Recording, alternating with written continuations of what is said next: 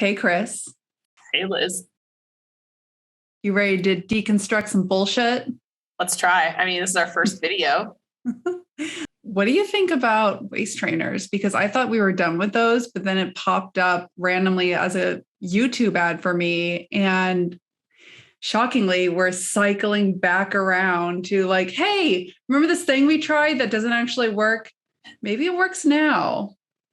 Well, again, like anything that you buy or, somebody sells, like what's the purpose behind it?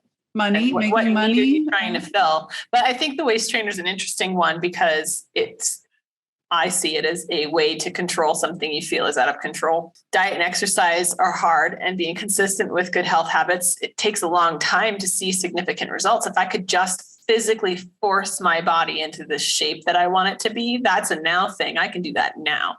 And I'm suffering, so I feel like I'm doing something. It's not new. The Victorians were like hardcore about it too. In Victorian times, they had the fainting couch, which is essentially people aren't breathing. And so they pass out because they can only breathe shallowly from their chest instead of deep from their belly. Like you have that tiny little waist, but then you also get to be incredibly demure. You get to also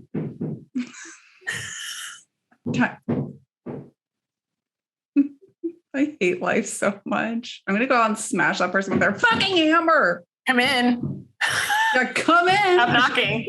Just be like super passive aggressive. You can come in. This is your waist trainer salesperson knocking. They've got a really special deal on a pair.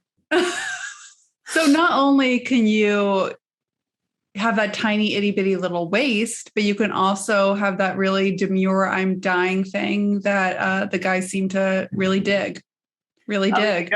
We could go totally sideways with this and go into why women being demure and fainty is a good thing and for dying. Men. But let's not do that because I think that's a different podcast. But this is a thing, if you look at where this idea of having a small waist equals attractive comes from, it's pretty old. It's this waist to hip ratio. The smaller your waist, the size of your hips, theoretically, the more fertile you are. But when you start messing around with things abstractly, that doesn't exactly hold up.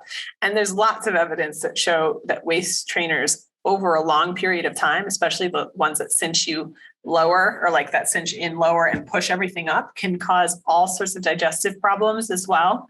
Like your intestines move to get out of the way of the pressure. There's horrible things that can happen. Oh, yeah. No doubt. What do you think about, I feel like this is a very Instagram-y, TikTok-y thing of wearing the waist trainer while you work out. So it looks like you have a really small waist and a really big butt.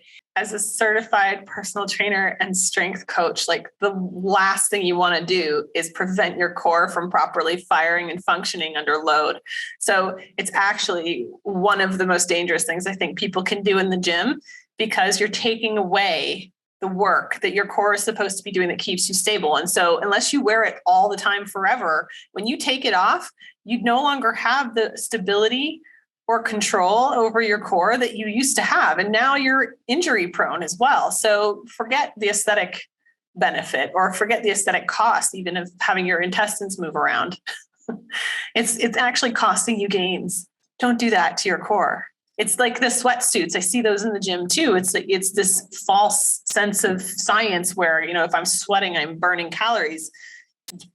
Yes, sort of. You're burning calories to keep yourself from overheating, but you're mostly losing water weight, which as soon as you go drink enough to replenish that, you've just put it right back. You didn't burn any extra fat. There's a time and a place for this, right? If you have to make weight and you're 5 pounds over, if we can dehydrate you down 5 pounds in the next 24 hours, then you get to fight, right? Hurrah. That's the name of the game if you're in that sport. And it's not healthy. Nobody's saying that's a good idea.